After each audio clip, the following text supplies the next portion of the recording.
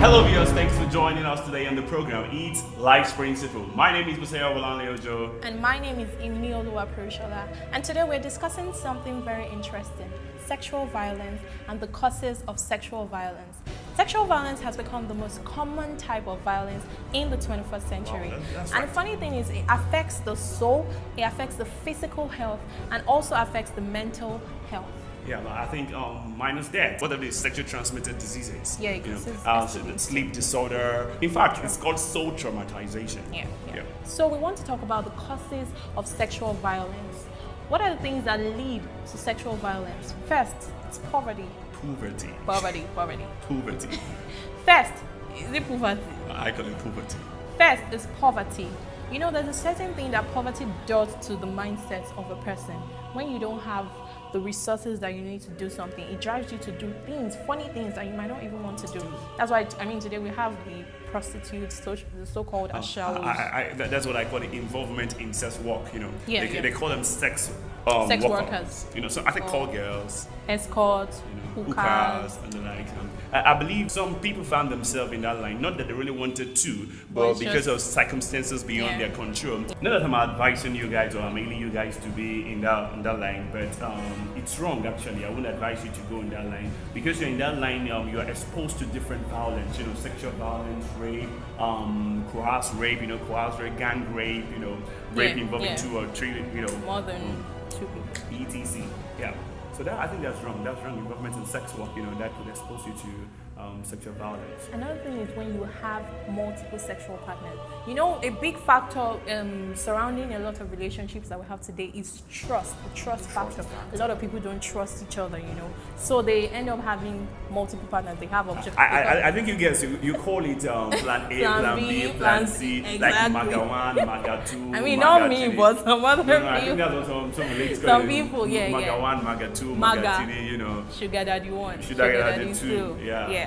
So those kind of things, they affect the trust factor in a relationship. So when you're maybe the person you're in a relationship with sees that you are involved in like outside affairs, it now begins to, and this can actually lead to sexual in a way, violence. The guy can rape feel you. like he can have his way because you're getting it somewhere else. So why And I think something about this rape or sexual violence is rape is even in marriage. I think we can have rape in marriage. True. Husbands rape their wives. They rape their Very wife. true. Which Very is true. wrong. Very true. Husband assaults there are women that are suffering in their marriage, and they are going through a lot of sexual violence. Because furthermore, I also believe the wrong mindset of manhood leads people to sexual violence. For example, many people think when they sleep or rape women, you're trying to conquer women, that you're trying to I'm a man, don't you know I'm man enough? So even though when they have like 3 or 4 different partners and they're sleeping with, if one says no, they were like, no, I'm man, so I'm man enough to, engage in dick. So it leads to sexual violence. I think it's wrong mindset of manhood. On the part of the man. Yes. Okay. And I think sometimes, let me say, men, they do that because they thought they are inflicting, or maybe they are trying to teach the lady a lesson. That when you wear seductive clothes, all these seductive clothes, So this is what you deserve, because this this what is you like deserve. it's what you're Yeah, asking for. Like for example, the Delilah slap that is ready now. People, ladies wear clothes. Up to this. I call it Delilah slap. Delilah slap. They want you to see their lap. Yeah. Yeah, I think those things are wrong. Seductive clothes. Okay. So also we have alcohol and drugs consumption. A lot of our youths now, they consume a lot of hard drugs, a lot of alcohol, a lot of the way they call it, water. Is that what they call it? That's what they call it. Yeah. So when due to the issue of peer pressure, a lot of vulnerable females, they engage in this kind of thing. So they become vulnerable, and then men take advantage of them. I think I read in the news not quite long a lady was raped. She was drunk already, and the CCTV caught this, and the guy was working, and he saw the girl, and he used it as an opportunity to sleep with the girl because the girl was drunk. And these things happen every day in our society. And alcohol and this, like, they call it, causes psychopharmacological effect of clouding judgment. True that. Okay. One of the factors is environmental influence. True.